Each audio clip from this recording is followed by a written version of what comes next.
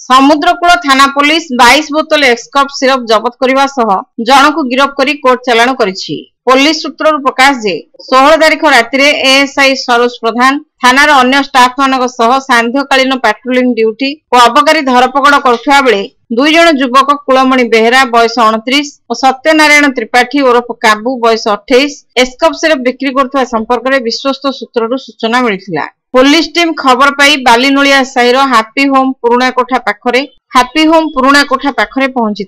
घटनास्थल कुमारपड़ा थाना सुदर्शन नगर स्वर्गत नवकिशोर बेहेरा पुओ कुलमणि बेहेरा को गिरफ्त करा जाई प्रथम श्रेणी विचार विभाग मजिस्ट्रेट कोर्ट रे हाजर करा जायतिला। अन्यतम अभियुक्त सत्यनारायण त्रिपाठी और काबू फेरार हो जायछि। पुलिस एस्कप सिरप जबत करने सह गोटे स्कूटी और गोटे ऑटो रिक्शा जबत करिछि। ए संक्रांत रे आईपीसी 274, 275, 276 और 34 दफारे 88/2024 नंबर मामला रुजु करा जायछि।